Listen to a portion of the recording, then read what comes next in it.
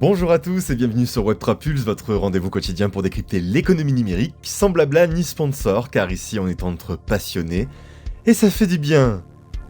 Cela étant dit, j'espère que vous prenez soin de votre santé numérique. Aujourd'hui, vendredi 9 mai 2025, l'équilibre au système monétaire mondial se fissure un petit peu plus. D'un côté, Meta revient discrètement sur le terrain des stablecoins des années après l'échec de Diem. De l'autre, les BRICS actent un tournant historique, le dollar est désormais minoritaire dans leurs échanges. Et pendant ce temps, l'Union Européenne resserre l'étau réglementaire avec un arsenal AML qui remet en question la vie privée financière sur le sol européen. Entre avancées techno, souveraineté numérique et surveillance renforcée, l'actualité d'aujourd'hui incarne parfaitement les tensions d'un écosystème en pleine reconfiguration. Et on attaque tout de suite avec Meta, la maison mère de Facebook et Instagram, qui revient sur le terrain des cryptoactifs. Selon plusieurs sources, le groupe explore actuellement l'utilisation de stablecoins pour les paiements transfrontaliers, notamment à destination des créateurs de contenu sur Instagram.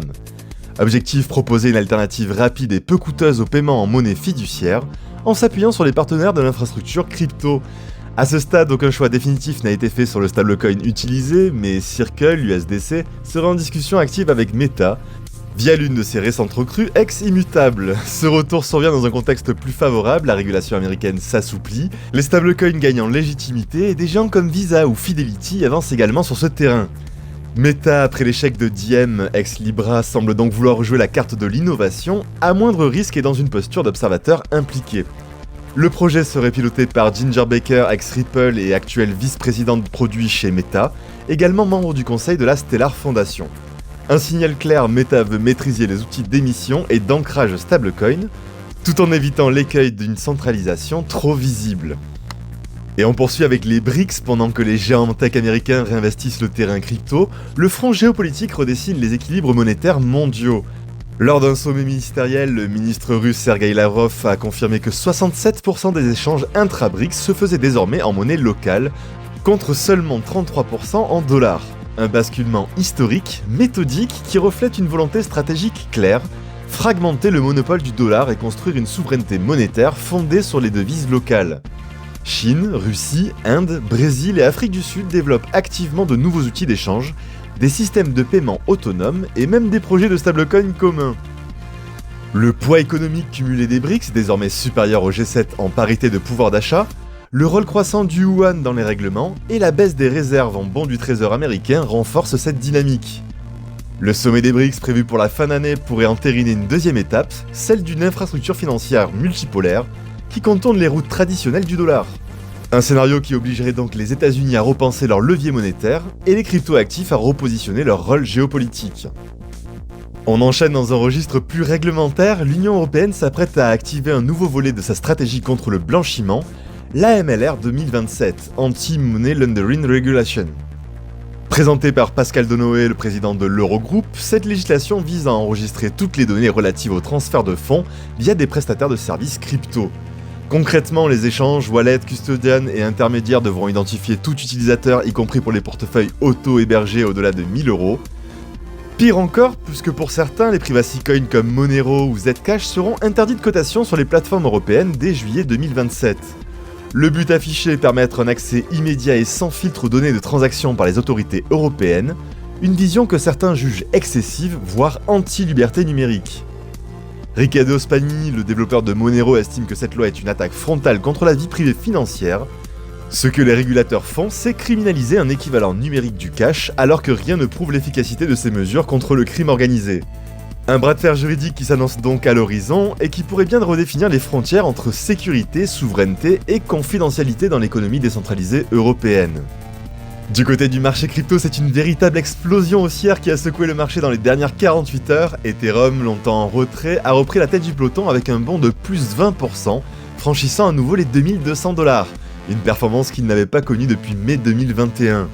Le déclencheur, la mise à jour Spectra, arrivée mardi, qui marque la plus importante évolution du réseau depuis le merge en 2022.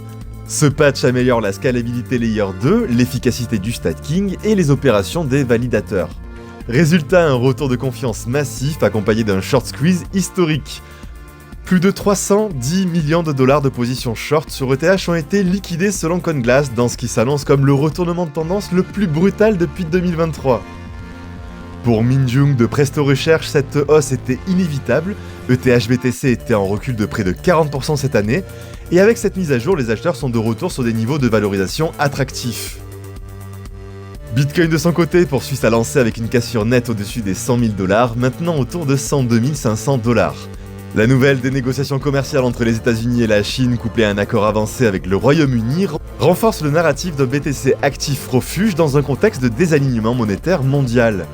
Les liquidations sur les dérivés BTC ont dépassé donc les 375 millions de $, preuve que les vendeurs en levier ont été dépassés par la vitesse du mouvement. Ce regain de confiance sur Ethereum et Bitcoin a contaminé l'ensemble des altcoins majeurs, on a Doge et ADA qui progressent de 10%, Solana, BNB, XRP affiche de 7 à plus 9% sur un fond de sentiment acheteur généralisé. Et ce mouvement s'est accompagné d'une vague de liquidation de plus de 800 millions de $, dont 84% concernent des positions vendeuses. Binance et OKX à eux seuls cumulent 500 millions de $ de pertes short, signe d'un marché déséquilibré, piégé par une pression vendeuse excessive. À court terme, la configuration actuelle est puissante mais fragile, les risques incluent les gaps laissés ouverts sur les contrats CME qui pourraient attirer un retour correctif, une volatilité alimentée par les liquidations en chaîne qui accentuent les mouvements au-delà de leur logique fondamentale, et un éventuel retour de la prudence si la Fed ou la Chine publient des signaux macroéconomiques défavorables dans les prochains jours. Du côté du sentiment et après des semaines d'hésitation, le marché semble avoir enfin retrouvé son souffle. L'indice Fear and Greed repasse en zone grid, les volumes explosent et le risque est de nouveau recherché. Mais cette poussée, bien que soutenue par des fondamentaux, upgrade, annonces politiques et trade deals, repose aussi sur des short squeeze massifs et donc sur une mécanique technique qui pourrait se retourner aussi vite qu'elle n'est montée. Prudence donc sur les marchés et gaffe à la FOMO. Voilà, c'est tout pour moi, j'espère que cette vidéo vous a plu, si c'est le cas, merci de liker, commenter et abonnez-vous pour ne rien rater. On se retrouve dès lundi, d'ici là tradez prudemment, holdez intelligemment et surtout ne vous laissez pas manipuler par vos émotions. A très vite sur Web3Pulse.